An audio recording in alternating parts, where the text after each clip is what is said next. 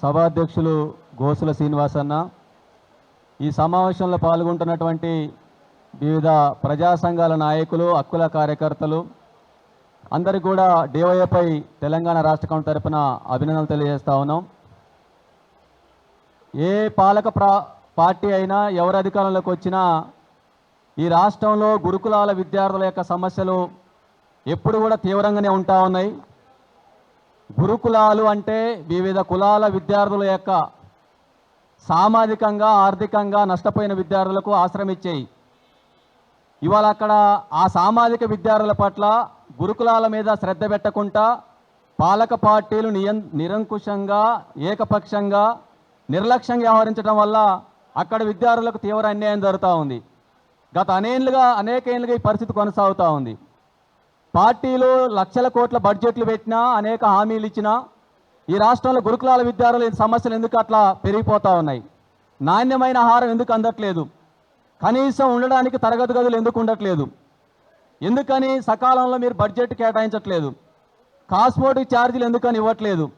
ఎందుకని డైట్ ఛార్జీలు పెరుగుతున్న ధరలకు అనుగుణంగా పెంచట్లేదు? ఇవాళ ఎంపీల ఎమ్మెల్యేల జీతాలు పెరిగిపోతూ ఉంటాయి, పార్లమెంట్ సభ్యుల జీతాలు పెరిగిపోతూ ఉంటాయి. కానీ సాంఘిక సంక్షేమ గురుకులాల చదువుతున్న విద్యార్థులకు మెచ్చార్జీలు ఎందుకని పెంచరు? లక్షల కోట్ల బడ్జెట్ పెట్టారు కదా, దాంట్లో బడుగు బలైన వర్గాల విద్యార్థులకు ఎందుకని నాణ్యమైన భోజనం పెట్టట్లేదు?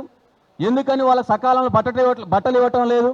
అంటే సామాజికంగా ఆ విద్యార్థుల పట్ల వివక్ష తప్ప మరొకటి కాదు.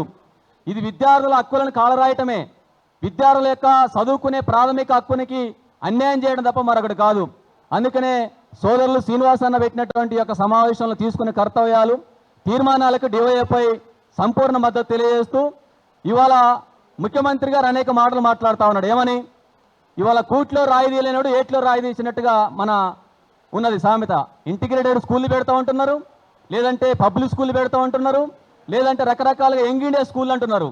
అయ్యా, లక్షల కోట్ల రూపాయలతో లక్షల వాటితో నడిచే సాధ్యం కావట్లేదు. మీరు కోట్ల రూపాయలు పెట్టి ఎట్లా నడుపుతారని చెప్పేసి వాళ్ళు మనం అడగాల్సినటువంటి అవసరం ఉంది. అందుకని అవి మోసపూరితమైన మాటలు, అవి బడుగు బలైన వర్గాల విద్యార్థులకు నష్టం చేసేది తప్ప మరొకటి కాదు. కాబట్టి భవిష్యత్తులో గురుకులాలను కాపాడుకునే దానికోసం, అక్కడ ఉన్నటువంటి లక్షలాది మంది ఇతరులను కాపాడుకునే దానికోసం మనందరం కూడా ఐక్య కార్యాచరణగా పోరాటాన్ని చేయాల్సినటువంటి అవసరం ఉంది. ఇవాళ అప్లై చేసుకున్న అందరు విద్యార్థులకు ఇవాళ గురుకులాల సీట్లు రావాలి. ఎందుకని లక్షలాది మందికి ఇవాళ సీట్లు ఇవ్వట్లేరు మీరు? ఎందుకని మీరు సొంత భవనాలు నిర్మించట్లేదు? ఎందుకని ఇవాళ నాణ్యమైన వసతులు ఏర్పాటు చేయడం లేదు? అందుకనే ఇవాళ మీరు ఓట్లలో గెలిచిన తర్వాత అధికారంలోకి వచ్చిన తర్వాత మా బడుగు బలైన వర్గాల విద్యార్థులు, ఎస్సీ ఎస్టీ బీసీ మైనార్టీ అనార్గల విద్యార్థుల పట్ల మీరు నిర్లక్ష్యంగా ఎవరుతున్నారు. కాబట్టి మీరు ఎవరైతే ఉన్నారో మీరు అసెంబ్లీలో తీర్మానం చేయండి. ఈ రాష్ట్రంలో పెరుగుతున్న విద్యార్థుల సంఖ్యకు అనుగుణంగా గురుకులాలు ఏర్పాటు చేయండి, సొంత భవనాలు నిర్మించండి, వసతులు కల్పించండి, బడ్జెట్లు పెంచండి, సీట్ల సంఖ్యలు పెంచండి అని చెప్పేసి ఇవాళ మనం అడగాల్సినటువంటి అవసరం ఉంది.